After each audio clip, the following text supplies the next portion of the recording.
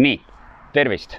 Ehk võtame siis tänaseks nii-öelda ette ühe sükese müstilise asja, mis nagu väga paljudele tsiklijuhtidele tundub nagu raketiteadus. Ehk mis asi on vastujuhtimine, kuidas seda nii-öelda kõigepealt õppida ja kus seda siis kasutatakse ja kuidas seda siis ise treenida ja mida siis nagu silmas pidada ja katsume selle nii-öelda täna ilusti lahti rääkida teile. Ehk vaatame siis algusest peale, et esimene asi, kui me siis ratta peale juba läheme, eks ju, siis selleks, et hakata vastujuhtimisest ja et see vastujuhtimine teil üldse korrektselt välja tuleks, siis on see sama põhiasi, mida me siin eelnevatelt oleme juba käsitlenud. Kõige esimene asi on õige sõiduasend. Nüüd vastujuhtimine, kui tahad inimest hulluks ajada, et mis asi see vastujuhtimine on, siis on väga lihtne inimesele öelda selleks, et minna paremale, keera vasakule ja ongi korras. Tavainimesel on juhe juba reaalselt koos, ta ei saa enam üldse mitte midagi aru, kuidas saab nagu tsiklit niimoodi juhtida. Tegelikult tsikli juhtimine, põhijuhtimine käibki kõik läbi vastujuhtimise. Et kui see vastujuhtimine on nii-öelda inimesel ilusti käes, siis kõik liigutused linnas, kui ta sõidab tsikliga, teeb ta tegelikult läbi vastujuhtimise. Väga paljud mootorratturid teevad seda kuidagi instinktiivselt. Midagi neil tuleb, aga nad ei oska seda ise lahti seletada, mis asi see vastujuhtimine. Ehk me siis katsume selle, et kui te olete selle video ära vaatanud, siis te oskate ikkagi iseenda jaoks lahti mõtestada, mis asi on vastujuhtimine, kuidas seda tehakse. Millal hakkab vastujuhtimine tööle? Mis kiiruselt ta tööle hakkab? Öeldakse, et vastujuhtimine hakkab tööle kuskil kiiruselt 20-30 kilomeetrit tunnis. Jah, nii see täpselt ongi. Mida suurem on kiirus, seda paremini see töötab, seda paremini sa saad sellest aru. Tegelikult, kui sa juba valdad vastujuhtimist väga hästi, siis vastujuhtimine töötab ka väga väikesel kiirusel. Nii et seda on võimalik ka siis kasutada väikestel kiirustel ja isegi manööverduste peal. Aga selleks sa juba pead teda tõesti hästi valdama. Aga kõige parem vastujuhtimist hakata õppima on tegelikult kuskil kiirus 40-45 kilomeetrit tunnis, kuskile sinna vahele. Et seal 40, 45, 50, et kui ta natukene kõigub. Ja vastujuhtimise õppimise korral on tihtilugu see asi, et õpilased ütlevad, et neil gaas mängib. Ehk jah, see on alguses ka okei. Ehk alguses ongi see, et kui me hakkame vastujuhtimist õppima, siis õpilased natukene toetavad gaasile ehk toetavad lenksule, et otsitakse liiga palju juhtraualt tuge. Põhiline asi, mis siis vastujuhtimise puhul tegelikult ongi see, et mis toimib tsikliga, vaatame korraks peale, kui mul on nüüd jalad maas ja vastujuhtimise puhul käed on siis ilusti peal, sõiduasend ülemine on paigas, alumise otsaga ma lihtsalt hoian ratast kinni, siis vastujuhtimine toimib käe lükkele ehk käe survele. Käsi on juhtrauas, hästi oluline on jälgida jälle seda sama sõiduasendi puhul see oluline asi, et käsi oleks paralleelne maaga, sest nüüd me tahan juhtrauda ju mõjutada jällegi nii, nagu juhtrauda mõjutatakse ettepoole, eks ju. Ja nüüd, kui mul oleks vaja täpselt see sama asi, ma tahan paremale minna, siis selleks, et ma saaks paremale minna, ma surun paremat kätt ettepoole. Näete, kui ma surun selle parema käe ettepoole, siis tsikkel kaldub mul juba jalge vahel siia ja kui tsikkel kaldubki siia poole, siis tsikkel hakkabki sinna poole minema. Ehk ongi hästi lihtne loogika, ülilihtsalt lahti seletatud. Ja mis on põhiline vastujuhtimise puhul alati, kui me ka õpilastega seda teeme, vastujuhtimise puhul, kui sa hakkad rääkima paremast vasakust poolest, siis see parem vasak pool jälle sama teema, kõik juhe jumala koos. Tihtilugu, eriti veel õpilased, ajavad paremat vasakut poolt segamini sõidutundides, siis on see keeruline. Ehk tegelikult on lihtne see, kuhu poole ma minna tahan, seda kätt ma lükkan. Ehk ongi see, et nüüd, kui ma tahan sinna poole minna, siis ma surun seda kätt ja sellega surungi tsikli siia poole kaldesse ja sellega ka see tsikkel siia poole läheb. Ja nüüd, kui on tsikkel vaja otsaks tuua, siis täpselt samamoodi teeb seda siis teine käsi, antud juhul siis see vasak käsi lükkas ratta otsaks. Vastujuhtimise korral ongi siis see, et toimis meil lenksu lükkele ja tegelikult siis me näitame teile maantee peal ka ära selle, et me paneme käed ainult selliselt, toetame vastu juhtrauda ja põhimõtteliselt lükkame siit juhtrauda. Ehk see liigutus, mis ma siia rakendan, on üli õrn tegelikult. Ja see töötab. Kuid nüüd on ka selliseid asju, et kui me hakkame õppima vastujuhtimislaalomit, kus me laseme siis ratta väga sügavalt liikuma, siis seal see liigutus enam õrn ei ole. Seal ongi see, et saada ilusti vastujuhtimislaalom toimima, seal ma pean reaalselt füüsilise jõuga juhtrauda mõjutama hakkama. Ehk see ongi see, kui alguses tundub, et ma ei pea siia jõudu rakendama, siis teatud harjutuste puhul, teatud liigutuste puhul on reaalselt vaja tugevamat füüsilist jõudu juhtrauale. Ja kui me nüüd rakendame tugevamat jõudu juhtrauale, siis me näitame ka seal vastujuhtimise vigades kindlasti ära selle, mis juhtub, et kui inimene tahab rakendada jõudu juhtrauale, siis sealt tekib ka see vealiigutus. Tahaks nagu lükata jõuga, aga tegelikult lükkan iseennast ära siit. Et see tulebki sellest, et siit peab kinni olema ja siit peab füüsiliselt suutma juhtrauda mõjutada ette või taha siis. Nii et jälle asi, mida jälle jälgida. Väga tihti, kui me küsime inimeste käest, et mis asi on vastujuhtimine, siis et palud, et ole hea, et sa oled tsikliga sõitnud aastakümneid võib-olla, et seleta ära, mis on vastujuhtimine, siis see on nagu nii müstiline, missuguseid vastuseid sealt tuleb, et inimene ei oska seda lahti seletada. Ja mõned on, kes on tulnud mingitest autokoolidest, siis vahest küsida, et mis asi see vastujuhtimine on, siis ta ütleb, see oli midagi mulle seletati, et mingi siukene asi, eks ju, et mingid pead nagu kätt lükkama, aga ta ei oska seda lahti seletada, mis asi see on ja kuidas see töötab, eks ju. Tegelikult ongi oluline, et te tajuksite ära, mis asi see on, kuidas see töötab. Ehk vastujuhtimine, nii nagu siis rääkisime, töötab lükkele ja see lüke nüüd on hästi oluline, et kogu see liigutuste amploaa, mida sa siin kätega teed, peab olema hästi sujuv, sügav ja pehmelt mõnus. Ehk tegelikult ei tohiks olla vastujuhtimises siukseid närvilisi liigutusi. Et kõik selle vastujuhtimise puhul ongi oluline, et me saaksime ta sujuvaks, sügavaks. Seda kõike hakkame muidugi sõites siis vaatama, et kuidas ta nagu seal toimub. Vaatame nüüd ära korraks, mis on niisugused põhilised asjad, et me rääkisime ära, et siis see toimub lükkele. Et nüüd ma kutsun Antsu endale appi siia, et Antsu hoiab mul ratast püsti. Ja vaatame siis nagu sellele, et kuidas see vundamendist peaks kõik asjad koos olema ja mis on nüüd niisugused põhilised vead, mis hakkavad ka sisse tulema, kui te hakkate seda ise harjutama ja õppima. Nii, nüüd ma saan juba võtta siis ennast ilusti siia sõiduasendisse. Et nii, ratas on mul ilusti püsti.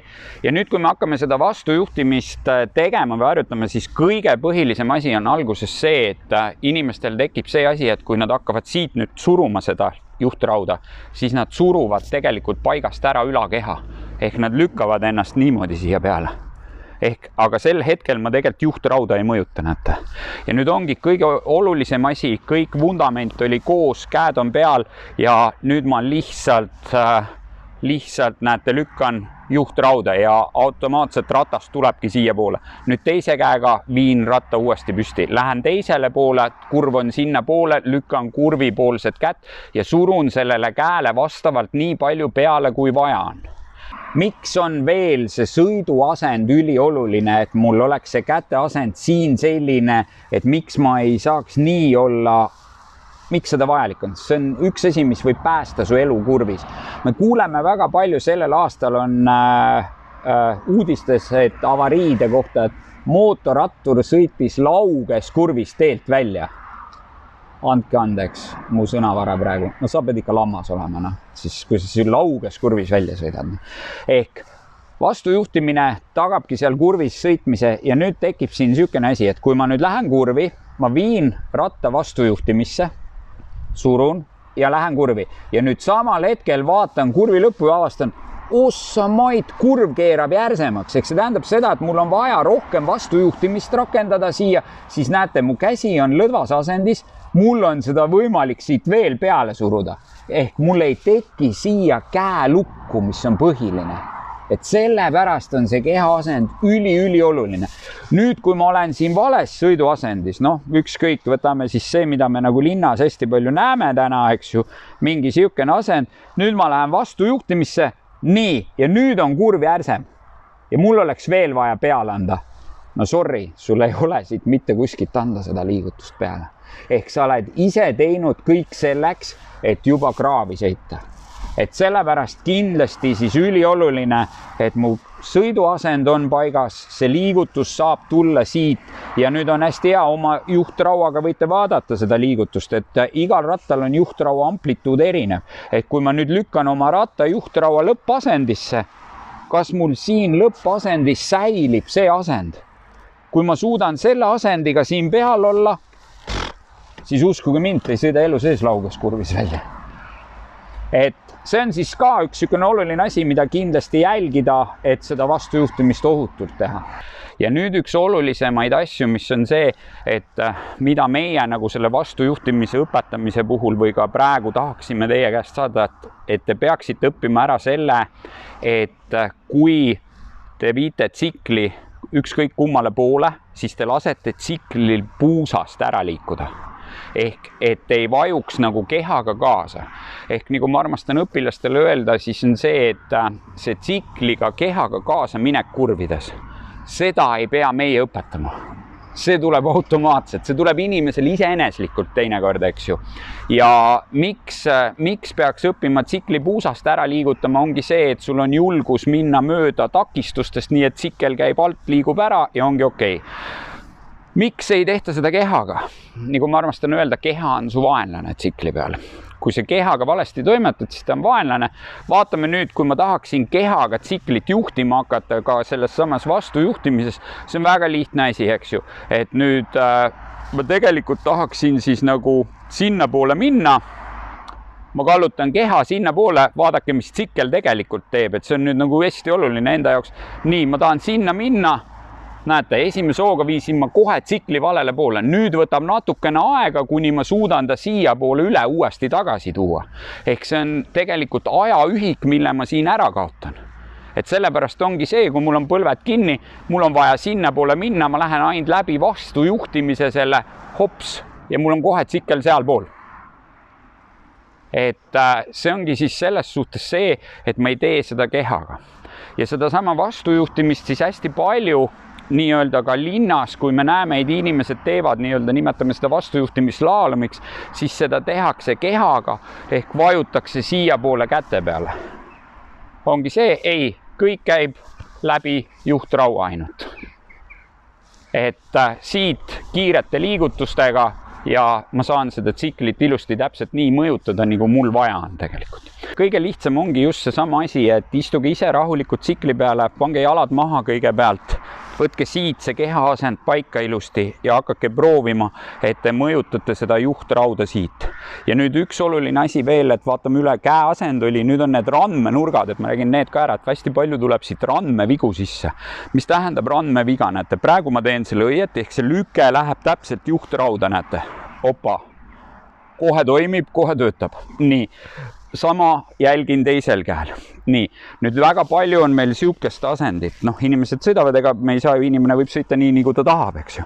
Aga näete, vaadake, nüüd ma ju mõjutan juhtrauda kuhu. Ja nüüd, et seda juhtrauda mõjutada, ma peangi siit juba, kõik see liigutus on hoopis teine. Ta ei ole sul nii kiire ja ta ei ole nii efektiivne kindlasti. Nii, see on nagu sellest asendist tulenev. Nüüd järgmine asi, mis juhtub väga tihti, on see, et lükatakse siit rannet läbi. Ehk see ranne annab siit kohast järgi. Ehk näete, see lüke läheb nagu siia alla.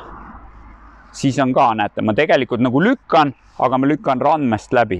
Ehk ma ei mõjuta teda sinna. Jällegi siuke on oluline tegu. Et need on niisugused põhiasjad, mida tasub alati jälgida. Ja hea on seda sama asja minna ka kahekesi siis õppima, kui teil on see videomaterjal võib-olla läbi vaadatud, et siis teine saabki juba jälgida niisuguseid tõsiseid peensusi. Kus kohas siis vastujuhtimist hakata õppima ja harjutama? Selleks on kõige parem on tegelikult alati vähese liiklusega teed.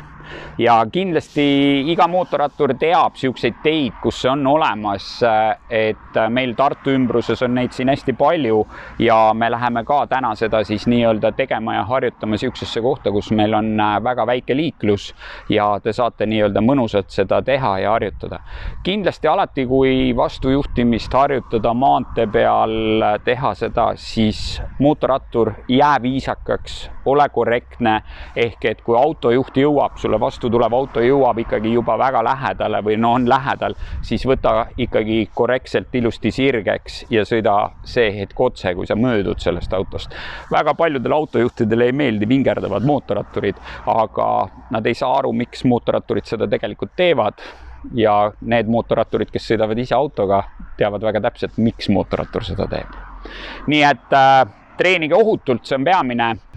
Kuidas nüüd hinnata seda, et teil on see vastujuhtimine kas siis ilusti välja tulnud või see ratta sügavus vastujuhtimise kalletes on juba piisav, et kas see on okei, et seda on nagu teinekord ise ju päris raske, kui te ise teete tajuda, et kas ma lasen ratast piisavalt kaldesse või ma ei lase, siis selleks on tegelikult üks väga lihtne nipp. Kui te tulete, olete harjutanud ja kui te enne harjutamist vaadake alati ära, milline on teie tsikli tagarehv, siis vaadake nüüd, kui me oleme seda harjutanud, siis tagarehvi peal on nagu väga ideaalselt näha, et see tagarehv on käinud kuni randini kogu aeg maha. Ehk teda on nii-öelda ühtlaselt kasutatud nii ühelt kui teiselt poolt. Ja sama siis meil abimehena kaamera rollis olnud ka paigil, mida paike on siis alati keeruline kaldesse lasta, aga Antsu puhul on see, et see ratas ongi tal kogu aeg kaldes, et samamoodi siis näete, rehv on ilusti lõpuni maha käinud. Et esirehvi puhult on siis näha tegelikult, et tihtilugu rehvidel on see serv on kasutamata, eks ju, et ja nüüd ongi tavaliselt tagarehvil on inimestel siin päris palju nagu ruumi kasutamata, et siis siin on saate näha, kui see tagarehv on siis niimoodi ilusti maha käinud, siis teil ratas on juba piisavalt ilusti kalletes. Nii et teil on julgust juba seda teha. Asi, mida jälgida. Miks siis oleks oluline, et me selle vastujuhtimise niimoodi ilusti enda jaoks toimima saame ja just, et meil tekiks siis vastujuhtimisel see sügavus, mida te saate siis hinnata nii-öelda läbi oma tagarehvi, kas see ratas on piisavalt kaldes või ei ole. Ja teine üks oluline asi on veel, kui te hakkate tunnetama varvastega maapinda.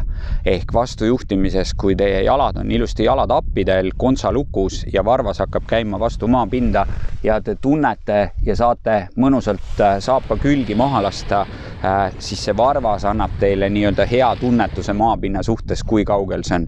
Aga sellega on üks hetk see, et üks hetk tuleb jalad tõmmata päkkadega tappide peale, et siis saab veel sügavamaks lasta.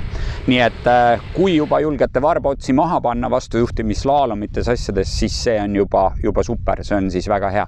Aga selleks ongi see, et see ratas peab hakkama ilusti teil juba puusa all liikuma.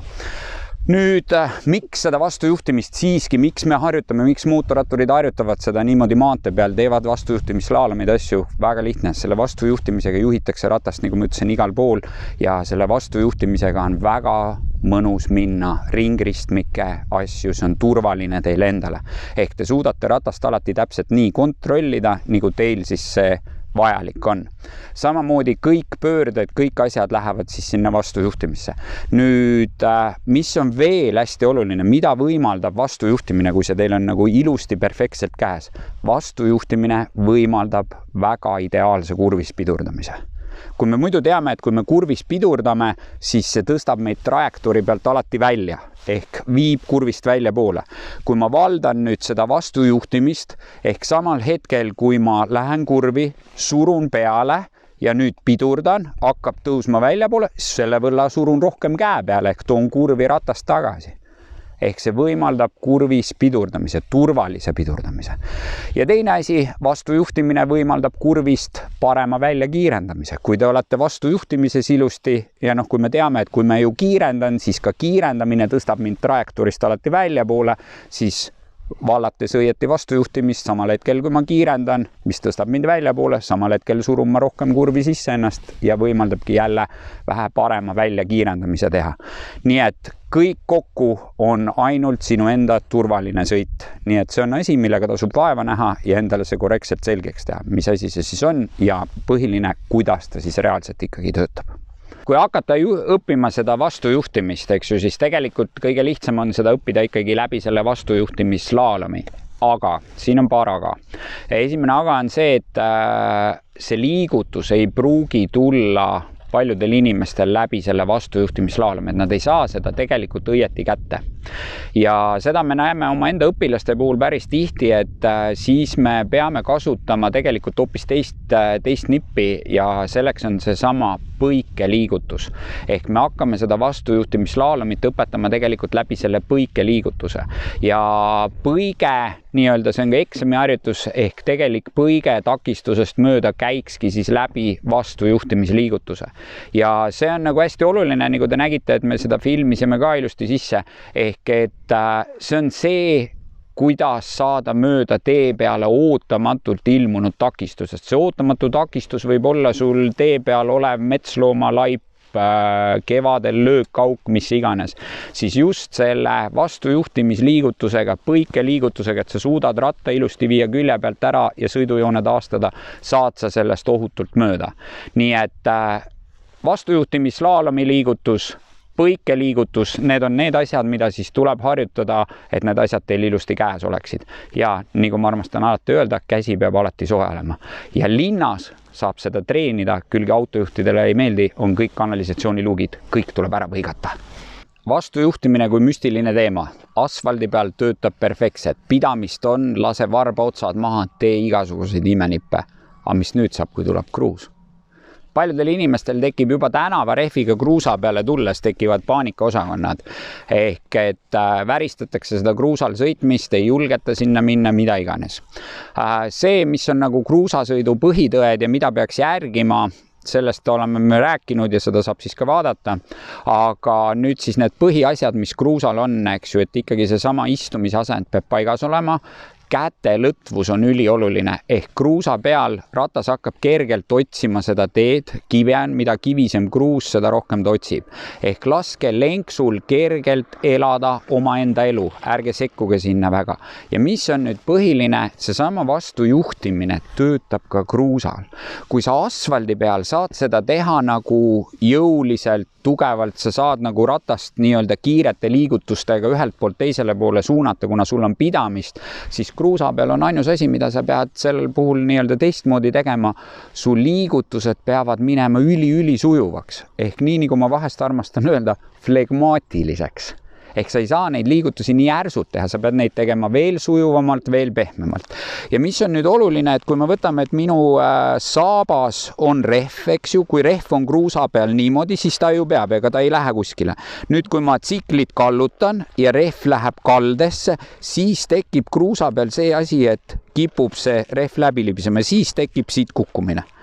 Nüüd ongi hästi oluline, et kui me teeme kruusa peal igasuguseid manöövreid, aga räägime siis vastujuhtimise vaatevinklist, siis ongi see, et seesama asi, kui me ratas liigub külje alt ära, ehk ratas läheb sellesse asendisse, siis ülioluline, näete, et mina jääksin sellesse asendisse. Seesama asi, et see ratas liigub puusast, ehk mina istutan selle raskuskeskme sellele rehvile, mis on isegi viltu all, istutan ülevalt alla.